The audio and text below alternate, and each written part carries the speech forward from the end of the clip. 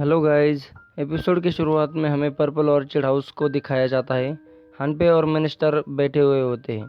तभी हानपे कप में वाइन भरने लगता है तो जांगलियांग पूछता है, हम तो सिर्फ 3 लोग हैं पर आप तो 5 कप भर रहे हैं। मिस्टर जियांग भी मन में सोचते हैं कि ये क्या खेल खेल रहा है। तभी हानपे कहता है, इस कप को नामगोंग कुओ के नाम से जानेंगे और यह लीशी होंगे। तो मिनिस्टर कहते हैं, तो क्या ये 3 कप याओफेंग, नांगोंगलिंग और बाईफेंग है? तभी जांग लियांग भी कहता है, तो क्या ये वही मिनिस्टर है जिनकी रहस्यमय तरीके से मौत हो गई है? हनपे कहता है, हाँ, पर क्या आपने देखा इन कपों में क्या समानता है? तो मिनिस्टर कहते हैं, ये वो लोग थे जिन्हें मैंने काम पर रखा था और वो लोग मेरे दाएं और बाएं हाथ के लोग थे।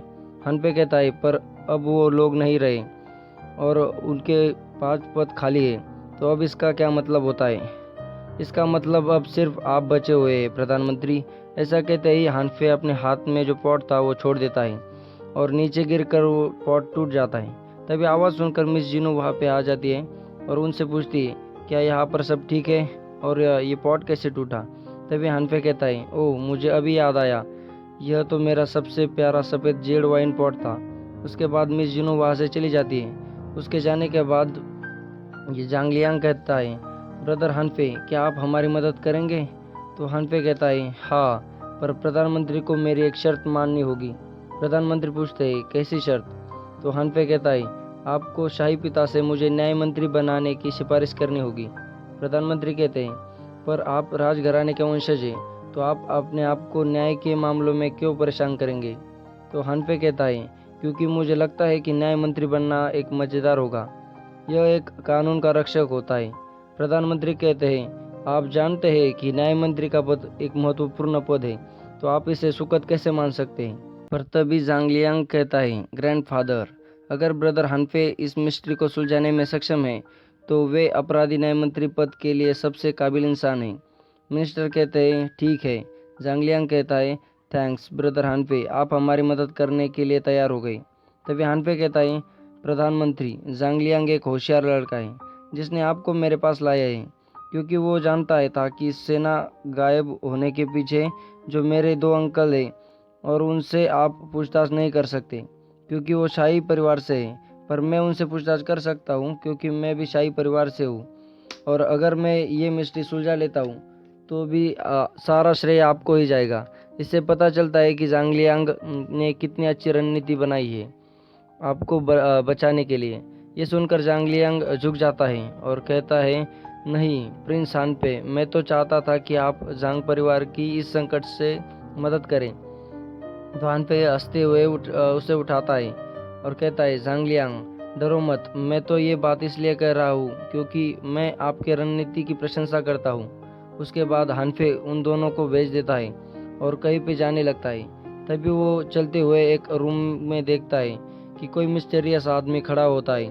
हमारा सीन शिफ्ट होता है और हम हानफे को उन्हीं 2 लोगों के साथ देखते हैं जो पिछले एपिसोड में सोना लेकर जा रहे थे और जो कि वो हानफे के अंकल थे। तभी उनमें से एक अंकल कहता है, हानफे, तुम यहाँ क्या कर रहे हो? तो हानफे कहता है, मैंने सुना कि उस घटना के बाद मेरे अंकल की तबीयत खराब है, इसलिए मैं यहाँ आया हूँ। पर मैंने सुना कि आप स्वास्थ्य के लिए ड्रैगन बोन और 8 खजाने वाले सूप को पी रहे हैं। तो उसके अंकल कहते हैं, हाँ, ये सूप बहुत ही पौष्टिक है और इससे बनाने में काफ़ी मेहनत लगती है। इसे बनाने के लिए बहुत सारे रेयर इंग्रेडिएंट्स चाहिए और इसके साथ ही इसे बनाने के लिए 18 घंटे तक उबालना पड़ता है। ये सुनकर हानफे हैरान होने का नाटक करता है। तभी उसके दूसरे अंकल कहते हैं, जिस दिन वो घोस्ट आर्मी हमें दिखी तभी हमारी तबीयत खराब हुई और घर लौटते ही मैंने यह सूप पिया था और चैन की नींद सो गया। तभी हानफे कहता है, क्या मैं इस सूप को सीख सकता हूँ? तो उसके अंकल कहते हैं, हाँ, तुम इसे सीख सकते हो, पर याद रखना, जब यह सूप बन जाए तो हमें इसे उसी दिन पीना होता है, नहीं तो ये खराब हो जाता है। तो क्या तुम सिर्फ यही कहने के लिए आए थे? तो हानफे कहता है, अंकल, आप तो समझदार हैं, मैं आपसे घोस्ट आर्मी की कहानी सुनना चाहता हूँ। तो अंकल पूरी घटना उसे बता देते हैं। हानफे उनसे पूछता है, वो घटना कहाँ पे हुई थी? तो वो कहते हैं, डुआन हुन घाटी। तभी जांगलियांग बताने लगता है, कुछ साल पहले हान राज्य और ज़ेंग राज्य में लड़ाई हुई थी। उसमें हान राज्य ने ज़ेंग राज्य को हरा दिया था। तब हान के किंग ने आत्मसमर्पण करने वाले सैनिकों को छोड़ने की वादा किया था, पर आखिर में उन्होंने जैनसिंग शहर के बाहर आत्मसमर्पण करने वाले 5000 सैनिकों को जिंदा ही दफन कर दिया। वह सचमुच एक निर्दयी था और इसीलिए उस जगह का नाम डुआनहुन वैली पड़ा है। तभी हानफे अंकल से कहता है, पर फिर भी सोना बिना निशान के गायब क्यों होगा? मैं घटनास्थल पर गया था और कुछ बचा हुआ सोना उठा लाया हूँ। तभी जांगलियांग वहाँ पे पानी लाता है और हानफे उसमें वो सोना डालने लगता है, पर तभी उसके एक अंकल आकर उसे धक्का देते हैं, पर हानफे ने वो सोने का टुकड़ा पानी में डाल दिया था। तभी हम देखते हैं वो सोने का टुकड़ा पानी में जाते ही गायब हो जाता है। तो हानफे कहता है, ऐसा कैसे हो सकता है? पानी में सोने को कोई भी फर्क नहीं पड़ना चाहिए, पर यह सोने का टुकड़ा तो गायब हो गया। मुझे ऐसा क्यों लगता है कि मेरे अंकल को इसकी पहले से जानकारी थी, इसीलिए आपने मुझे धक्का दिया। तो दोनों भी मना कर देते हैं और कहते हैं कि हमें कुछ भी नहीं पता था। हानफे कहता है कि ठीक है, पर मैं उस ड्रैगन बोन और 8 ट्रेजर वाले सूप से हैरान हूँ। तो उसके अंकल कहते हैं, सूप से कैसे? तो हानफे कहता है, आपने कहा कि सूप को पूरी तरह से बनने के लिए 18 घंटे लगते हैं और सोना लेकर जाने से पहले आपने रसोई में जाकर ड्रैगन बोन और 8 ट्रेजर सूप को बनाने के लिए कहा था।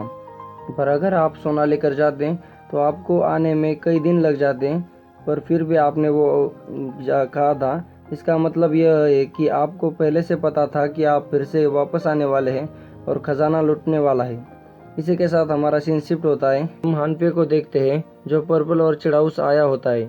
तो मिजुनु उसके पास आकर उससे पूछती है, आप किस लिए आए हैं? हानफे कहता है, मैं एक आदमी को मिलने आया हूँ जो परसों मेरे कमरे के पास वाले कमरे में खड़ा था। तो मिजुनु कहती है, कुछ लोग ऐसे होते हैं जिन्हें आपको नहीं देखना चाहिए क्योंकि उनकी दुनिया बिल्कुल ही अलग होती है। पर फिर भी हानफे उसी इंसान के पास आता है जिसे हमने पिछले एपिसोड में देखा था। वो आते ही कहता है, ब्रदर वेजुआंग। तभी वेजुआंग कहता है, केवल 2 तरह के लोग ही मेरे सामने खड़े हो सकते हैं। एक तो वो जिन लोगों पर मैं विश्वास करता हूँ और दूसरे वो जिन लोगों को मैं मारने वाला होता हूँ।